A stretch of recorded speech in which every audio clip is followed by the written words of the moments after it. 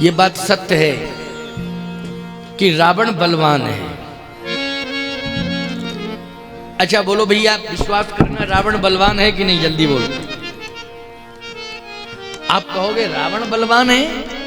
हाँ, तो रावण तो बलवान है ही है, सभी जानते हैं इस बात को,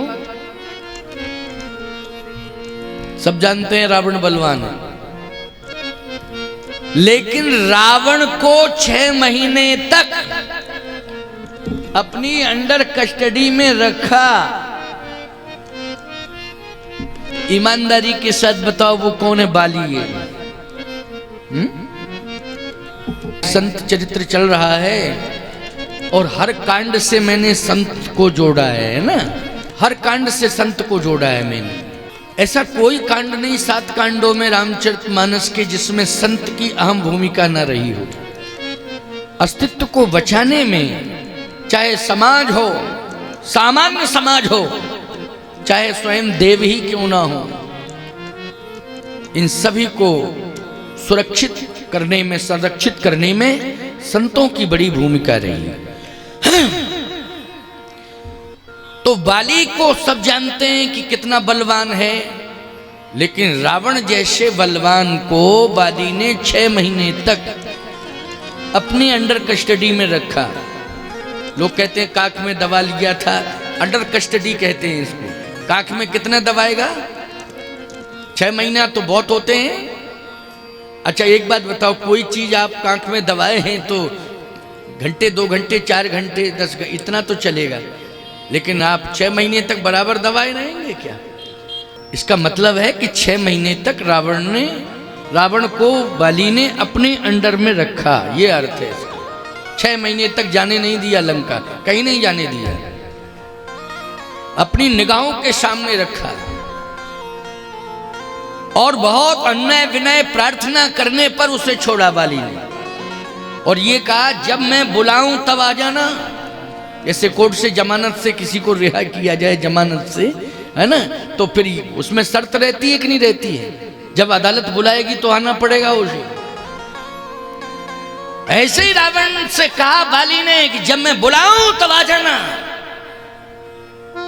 हाथ जोड़ करके रावण ने कहा जब आप याद करेंगे तब आऊंगा। इतना प्रभावशाली, बलवान। लेकिन एक बात मैं कहना चाहता हूं, सुग्रीव के अस्तित्व को हनुमान जी ने बचाया, और बाली का जो बल है, जिस बल ने रावण को चैलेंज दिया है, याद रखना, संत संत होता है। संत के पास जानते हो किसका बल होता है? राक्षस भी तपस्या से बल को अर्जित करते हैं। रावण ने जो बल अर्जित किया, शक्तियां अर्जित की, बोलो तपस्या से की कि नहीं की? तपस्या से। बाली ने भी जो बल और शक्ति अर्जित की वो तपस्या से की।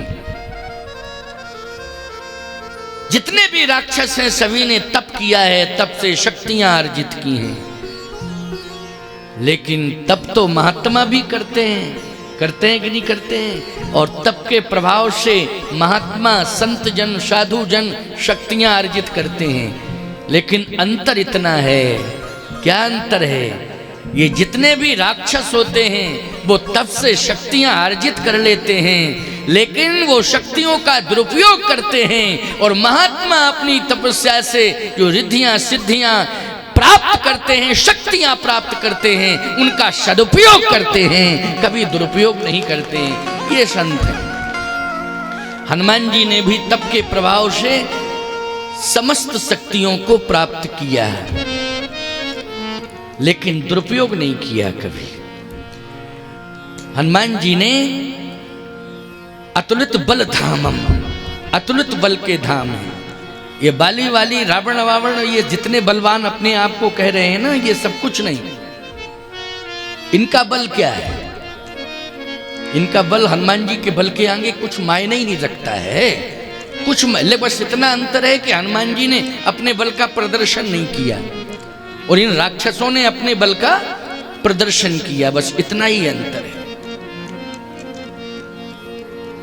तो हनुमान जी महाराज ने सुग्रीव जी को संरक्षण दिया। यद्यपि राजा की भूमिका में है सुग्रीव जी, ऐसी बात नहीं है, परंतु संरक्षण दिया है। बोलो दिया कि नहीं दिया? और संरक्षण दिया, और ऐसा वैसा संरक्षण नहीं दिया। तुम उपकार सुग्रीव कीना, राम मिलाए राजपद दीना। राम जी से मिलाया और राजपद, सत्ता भी दिलाई। चलिए भैया, सुग्रीव का तो हित हो गया, लेकिन बाली का हित कैसे होगा? बाली का कल्याण कैसे होगा? ये राक्षस है, परंतु इसमें भी हनुमान जी की भूमिका है। जरा सुनना। जिस समय भगवान ने सुग्रीव की ओर से बाली से युद्ध किया, सुग्रीव की ओर से किया था, जब बाली से युद्ध किया तो उस समय बाली भगवान के बाण से आहत होके पृथ्वी पर गिर पड़ा। बाली ने कहा कि किसका बाण है जिसने मुझे प्रभावित कर दिया? मुझे प्रभावित करने वाला तो संसार में कोई है ही नहीं, लेकिन ये बाण किसका है जिसने मुझे प्रभावित कर दिया और आज मैं जमीन पर पड़ा हूं। बिकल परामही सर के लागे, बिकल परामही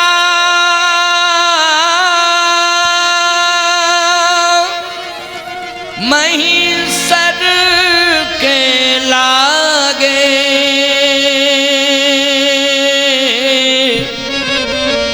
सोचने लगा कौन है ये, किसका बाण है? तो पुनि उठ बैठ देख प्रभु आगे। जैसे उठ के बैठा, आंख खुली, देखा प्रभु आगे, भगवान खड़े थे। क्यों खड़े थे? पुनि उठ बैठ देख प्रभु आगे, भगवान खड़े थे। बाली ने कहा तुम कौन हो, अपना परिचय दो, परिचय दो, कौन हो? भगवान ने कहा मेरा परिचय तू लेना चाहता है? मेरा अवतार हुआ है, मैं पैदा नहीं हुआ हूं। मेरा यही एक परिचय है कि मैं पैदा नहीं हुआ हूं, मेरा अवतार हुआ है। बाली ने कहा किसके लिए अवतार हुआ है? भगवान ने कहा धर्म हेतु, धर्म हेतु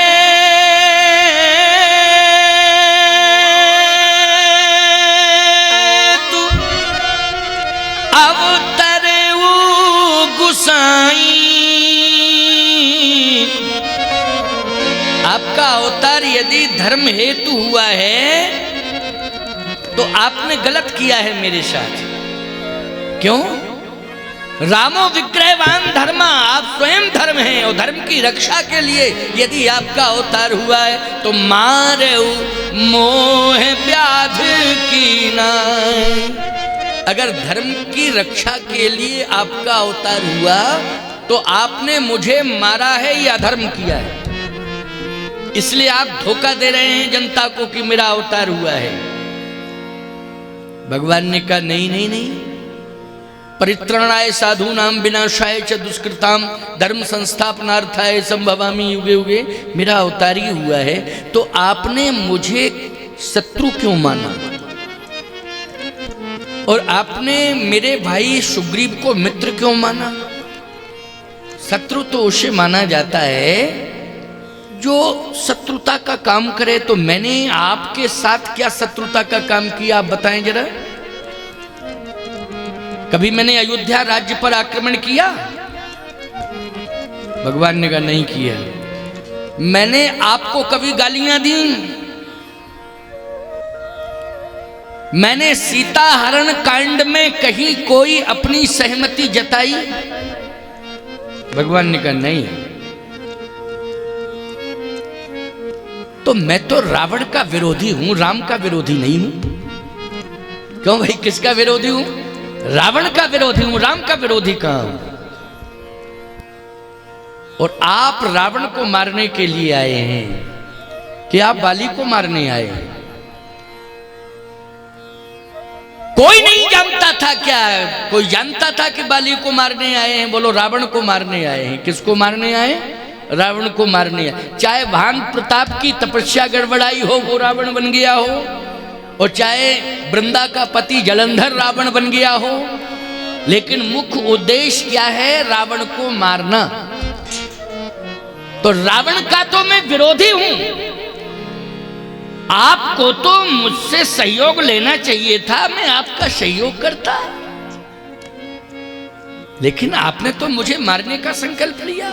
इसका मतलब है सुग्रीव के कहने से, और कुछ नहीं, केवल सुग्रीव के कहने से। अच्छा एक बात बताएं, सुग्रीव मित्र है आपका और मैं शत्रु हूं।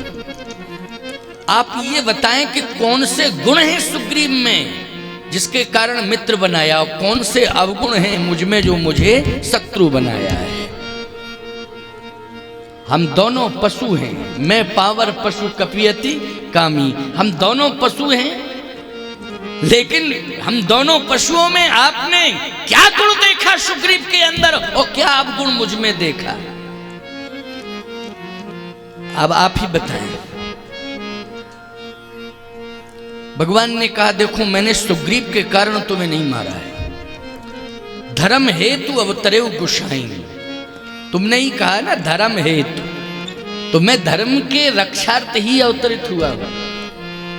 और सुग्रीव को तुमने मारा, पीटा या भगाया, मैं ये नहीं मानता हूं कि तुमने अधर्म किया ही, लेकिन ये सत्य है कि तुमने उसकी पत्नी को छीना है, ये अधर्म है।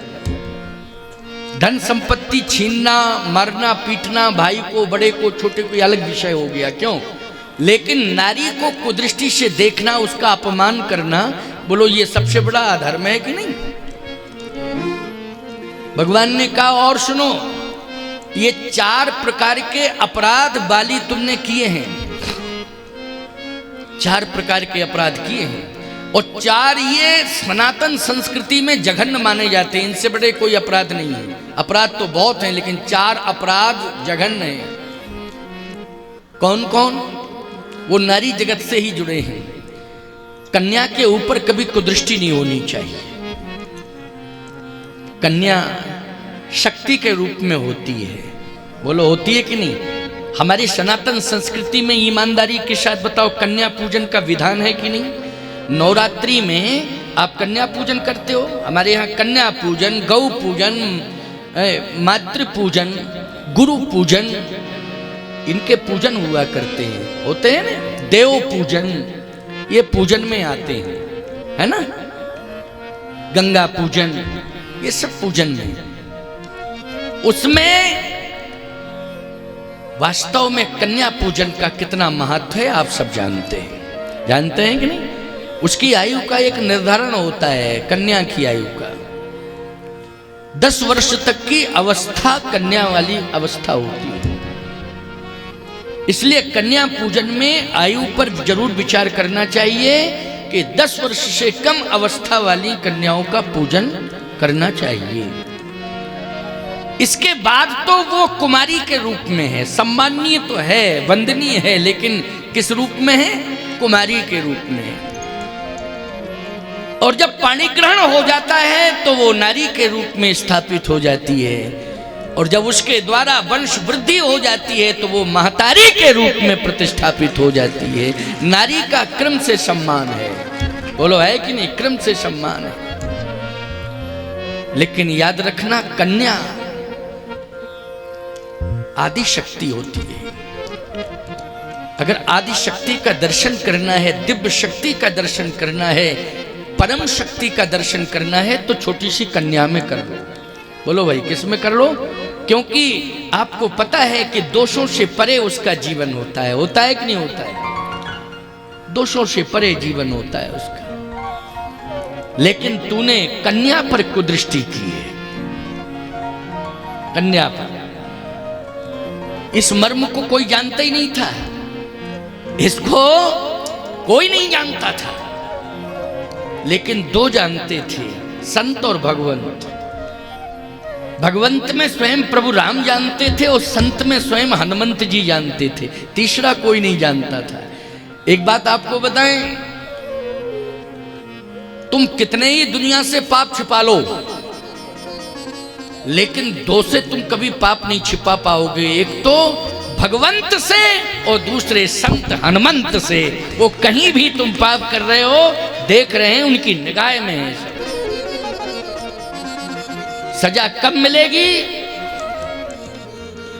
याद रखना, थोड़ा देर है लेकिन अंधेर नहीं है, इंतजार करना पड़ेगा। इसके देर है लेकिन अंधेर नहीं है, थोड़ा इंतजार करना पड़ेगा, सजा तो मिलेगी, सजा से बच नहीं पाओगे। हनुमान जी वहीं खड़े हुए थे जब बातचीत चल रही थी भगवान राम में और बाली में, क्योंकि आज मैं थोड़ा सा हर कांड से संत की महिमा को जोड़ रहा हूँ कि नहीं, क्योंकि कांड तो बहुत बचे हैं, अभी तो बालकांड ही पूरा हुआ अयोध्या, लेकिन हवाई सर्वे करते हुए हर कांड को स्पर्श कर रहा हूँ। हर कांड में संत की महिमा, संत की महिमा, क्योंकि संतों से श्रद्धा रखो, साधु संतों से श्रद्धा रखनी चाहिए, इस बात का ध्यान रखो। और ये मत सोचा करो कि इनको तो हम जानते हैं ये संत ऐसे, इनको हम जानते हैं ये संत ऐसे हैं, इनको हम जानते हैं ये संत ऐसे हैं, लेकिन उन्हीं संतों में एक ना एक दिन ऐसा संत आ जाएगा कि तुम पहचान नहीं पाओगे, लेकिन वो हनुमंत होगा प्यारे। इसलिए संत भेष की मर्यादा का ध्यान रखो, संत भेष से आस्था रखो। उन्हीं संतों में कभी कोई ऐसा संत आ जाएगा कि वो हनुमंत होगा, लेकिन तुम समझ नहीं पा रहे हो, पहचान नहीं पा, भूल कर बैठोगे। क्यों भाई? भूल कर बहुत बड़ी भूल हो जाएगी।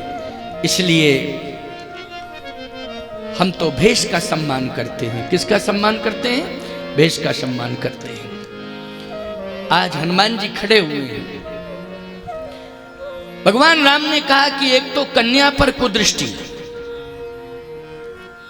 बाली ने कहा कि समझ में आ रहा है कि आप भगवान हैं, क्योंकि जिस तथ्य को कोई जान नहीं सकता था आप जान गए हो, इसका मतलब है इंसान नहीं, आप क्या है? भगवान है, आपका अवतार हुआ है। समझ में बात आ रही है? आपका अवतार हुआ है क्योंकि आप समझ गए। और ये जो कन्या पर कुदृष्टि हुई बाली की, इसको केवल भगवान जानते थे, भगवान जानते थे, और दूसरे भगवान विष्णु जानते थे और दूसरे भगवान शंकर जानते थे, ब्रह्मा भी नहीं जानते थे। तो भगवान शंकर ही तो हनुमंत हैं, कोई दूसरे नहीं। भगवान शंकर कौन है? हनुमंत हैं। तो एक आंसू गिर पड़ा, जैसे भगवान ने कहा कन्या पर कुदृष्टि। ये सुग्रीव की बात छोड़ो, तुम्हारे पाप में बता रहा हूं, इसलिए तुम्हें आज मैं सजा दे रहा हूं। रावण को तो बाद में मारूंगा, पहले तुम्हें निपटाऊंगा। कन्या जानते हो किसकी कन्या है? सुनो पहले, अनुज बधू भगनी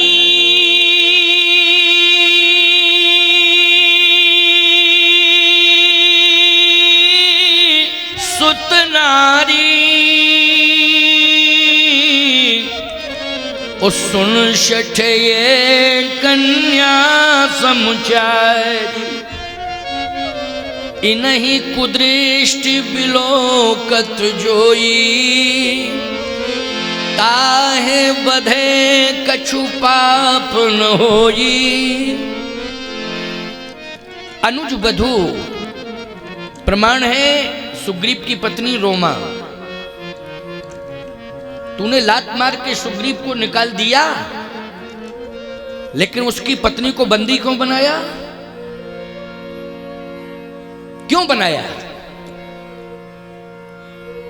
एक बात आपको बतावें, कोई व्यक्ति गलती करता है, लेकिन वो व्यक्ति अगर गलती कर बैठा उसे सजा मिलनी चाहिए, लेकिन सजा मिलने के बाद उसको अपनी पत्नी खोने का अधिकार नहीं, उसको पत्नी को दूर करने का अधिकार नहीं है। ना कोई उसकी पत्नी को, बच्चों को उससे दूर कर सकता है। बोलो क्या ये अधिकार है? बोलो अधिकार हो तो बताओ। हाँ, या तो उसे मृत्युदंड दे दो तो अलग बात है, अपने आप अलग हो जाएगा। क्यों भाई मृत्युदंड? तो बाली ने मृत्युदंड तो नहीं दिया था, केवल पीटा था। तो पिटाई करने के बाद इसका मतलब है कि जो गलती की आपने उसको पीट दिया और कहते हट यहां से भाग। वो भाग रहा था तो बच्चे उसको उसके साथ चले जाते, कहीं रहता। लेकिन नहीं, रोमा से कहा तू रुक, उससे कहा तू जा। अब वो रोती रही, बिलखती रही, तड़फड़ाती रही, बेचैन होती रही, बार बार पैर पकड़ के प्रार्थना करती रही कि मेरा पति जा रहा है, मुझे जाने दो, मुझे जाने दो, मुझे जाने दो। अगर कोई सजा मुझे देनी है तो दे दो, लेकिन मुझे पति से वंचित मत करो। लेकिन वो रोती रही, बिलखती रही, तड़पती रही और इसने कहा इसको बंद कर दो। उसको जाके कोठरी में बंद कर दिया और बाली ने ललकारा सुग्रीव को, ऐसा बोले वापस मत आना लौट के, भाग।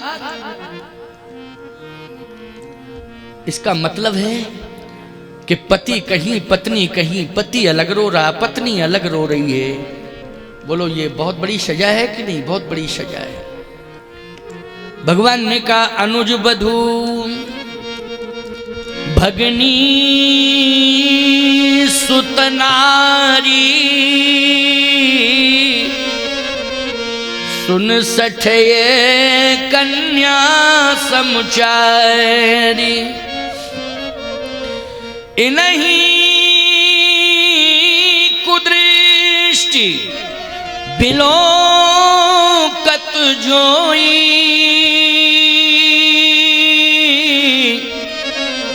ताहे बधे कछु पाप न होई। ये 4 जघन्य अपराध हुए हैं। रोमा, तूने हठात जो है उसको कोठरी में बंद किया, जघन्य अपराध। ये अनुज वधू है, छोटे भाई की पत्नी, भगनी बहन।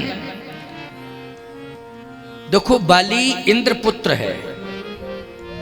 किसका पुत्र है? इंद्र का पुत्र है बाली।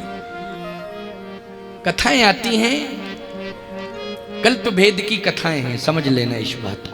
कल्प भेद, कल्प कल्प प्रति प्रभु अवतरहि, चारु चरित्र नाना विधि करहि। कल्प भेद में जब भगवान अपना चरित्र करते हैं तो ये सब भगवान के कौन हैं? ये पात्र हैं, अभिनय लीला के पात्र हैं ये। तो उनमें एक कल्प में सुग्रीव, बाली इंद्र का पुत्र है, सुग्रीव सूर्य का पुत्र है, और बाली किसका पुत्र है? इंद्र का पुत्र है।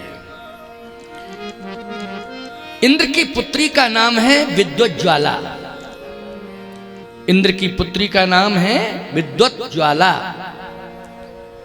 जब दुंदुभी के साथ इसका युद्ध हुआ तो एक दिन की घटना है कि दुंदुभी ने जब ललकारा, तो कई बार आया ललकारा, एक बार की घटना नहीं, कई बार आया दुंदुभी। लेकिन एक दिन क्रोध आया इसे और ये दुंदुभी के पीछे पड़ गया और दुंदुभी को खदेड़ा है बाली ने। अब खदेड़ा तो दुंदुभी सर्पों से प्रभावित था। किससे? सर्पों से।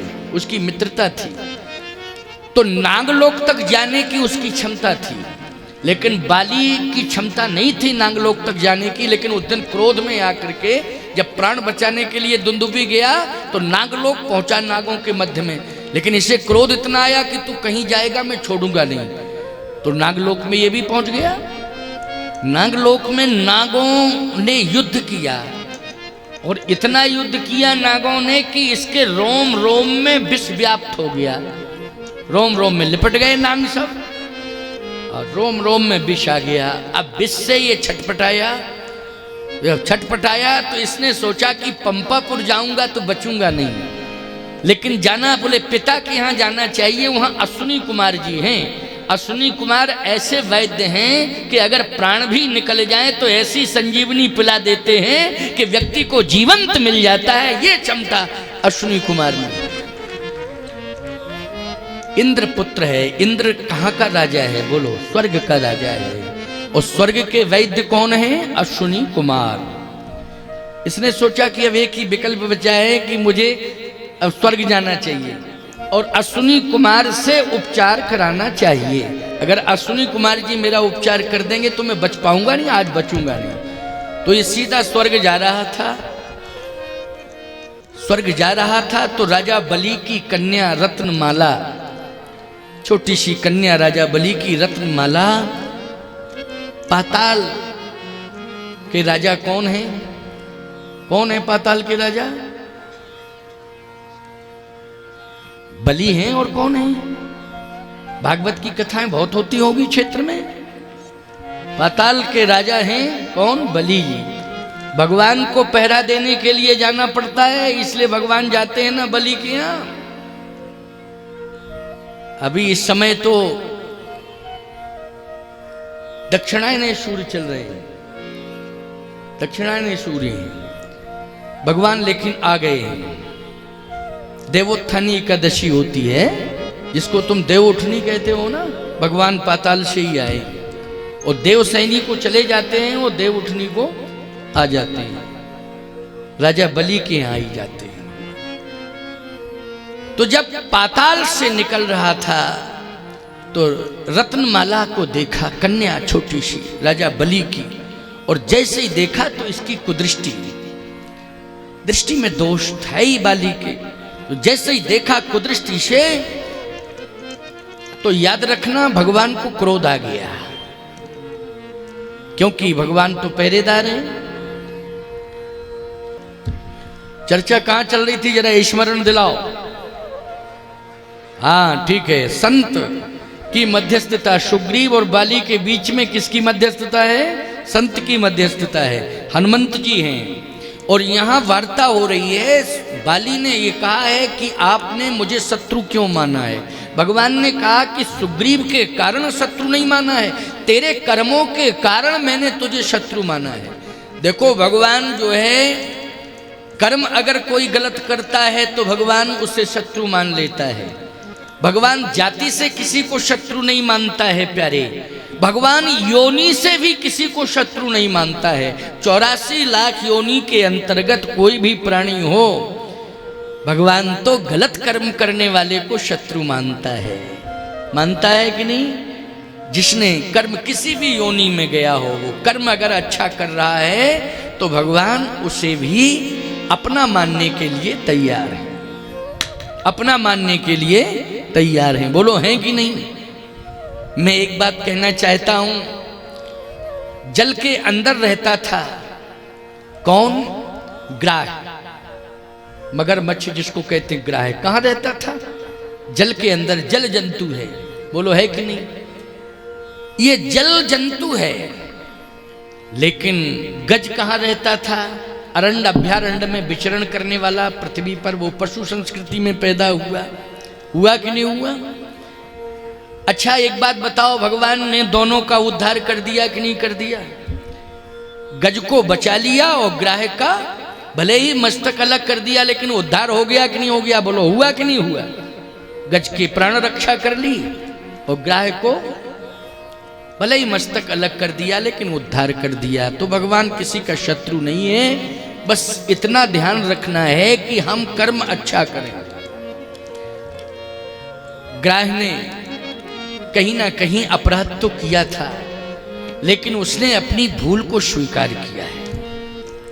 अपराध तो सबसे होते हैं, लेकिन अपराध को स्वीकार कर लेना चाहिए और अपराधों को कभी दोहराना नहीं चाहिए। इतना ध्यान रखा जाए कि हम अपराधों को, गलतियों को दोहरावे ना।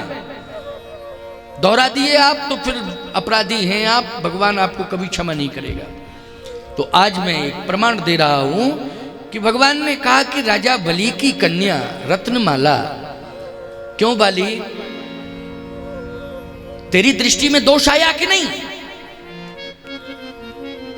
उस समय यदि तू स्पर्श कर देता कन्या का, तो मैं तेरा पाताल में ही अंत कर देता, तू स्वर्ग जाने के लायक ही नहीं रहता। लेकिन विष की उद्विग्नता के कारण ये वहां रुक नहीं पाया और सीधा पहुंचा स्वर्ग।